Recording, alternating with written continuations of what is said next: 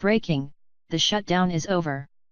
Trump has signed the short-term spending bill to fund the government through February 8.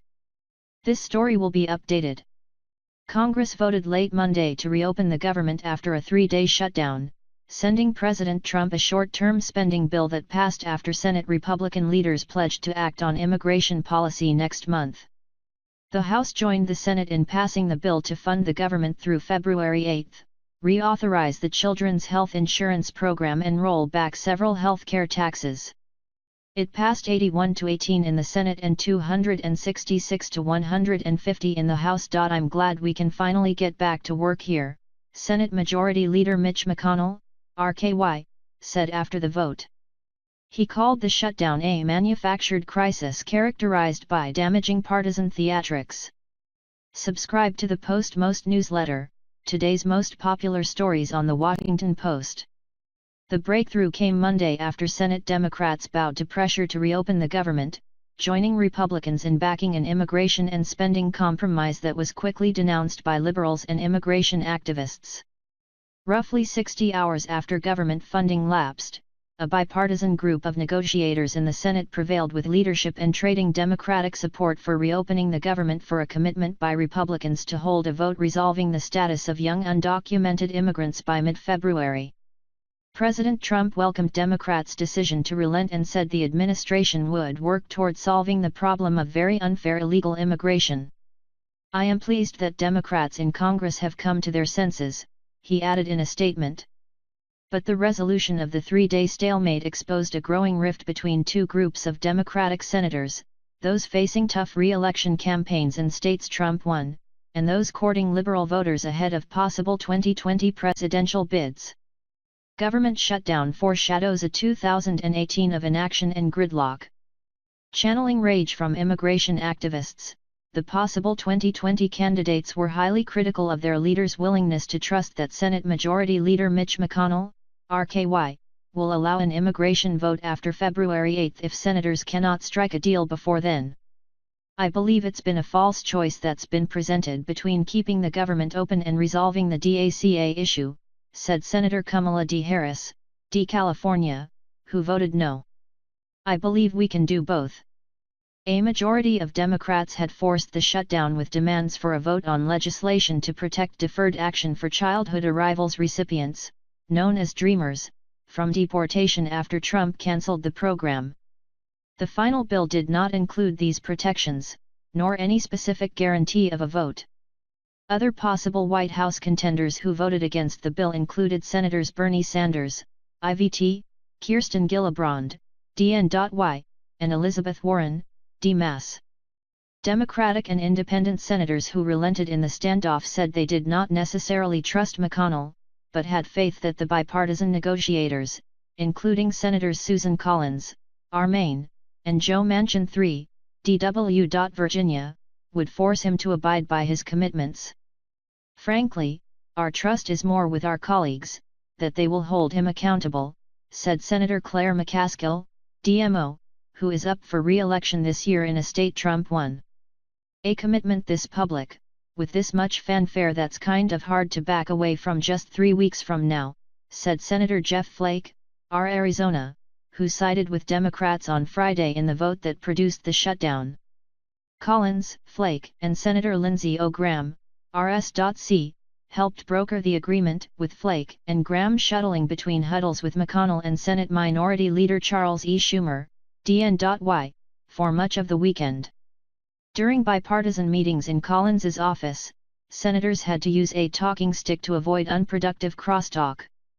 They eventually switched to a basketball, according to Manchin, because it was easier to toss back and forth. McConnell had said Sunday night and Monday morning that it was his intention to take up legislation addressing DACA, border security, and other issues if Democrats agreed to fund the government until February 8. This immigration debate will have a level playing field at the outset and an amendment process that is fair to all sides, he said Monday. House Republicans are unusually united that the shutdown is Democrats' fault. The effects of the shutdown over the weekend were relatively muted, halting trash pickup on National Park Service property, canceling military reservists' drill plans, switching off some government employees' cell phones. But the shutdowns continuing into Monday meant that hundreds of thousands of workers stayed home and key federal agencies were affected. Federal contractors will see payments delayed, and the Internal Revenue Service will slow its preparations for the coming tax season. Senators did not extract a promise from McConnell that would pave the way for an immigration bill's passage through the House or its approval by Trump. Still, some Democratic senators said the deal created the conditions for success. "You have to be optimistic that we are trusting each other and trusting the process we are putting in place, and that over the next 17 days, we will get to a bill that can get a commanding vote in the Senate, not just barely pass," Senator Christopher A. Coons, D-Del, said.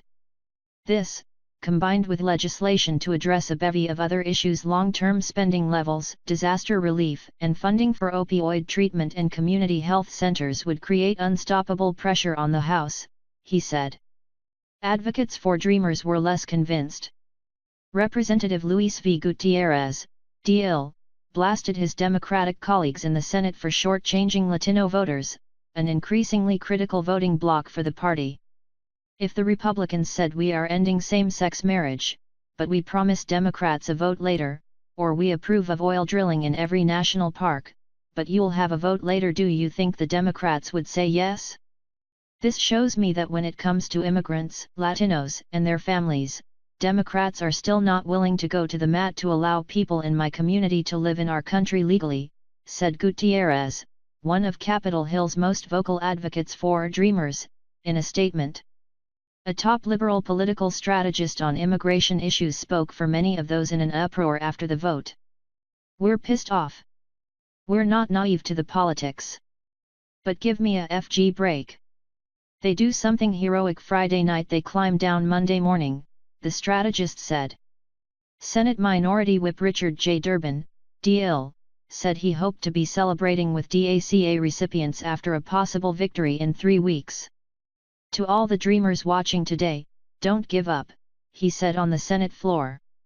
"I know your lives are hanging in the balance."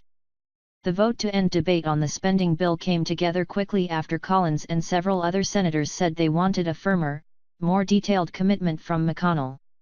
"It would be helpful if the language were a little bit stronger because the level of tension is so high," Collins told reporters outside her office.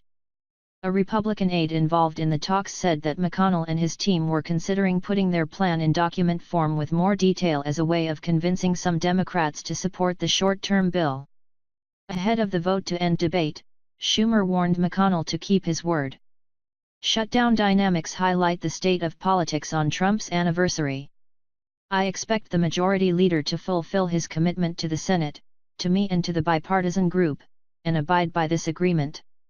If he does not, he will have breached the trust of not only the Democratic senators, but members of his own party as well," Schumer said. Still, the relief among senators upon reaching a deal was palpable. As the voting began, Schumer shouted from his seated position. "Lindsey. Thank you, my friend," he said as Graham approached and shook his hand. "We wouldn't be here without you." With the negotiations focused on the Senate, Trump remained on the sidelines for much of the weekend, using Twitter to interject his opinions. Democrats are acting at the behest of their far-left base in advocating for Dreamers, he argued Monday morning. The Democrats are turning down services and security for citizens in favor of services and security for non-citizens. Not good. Trump wrote on Twitter. Thanks for watching. Please subscribe and click bell icon.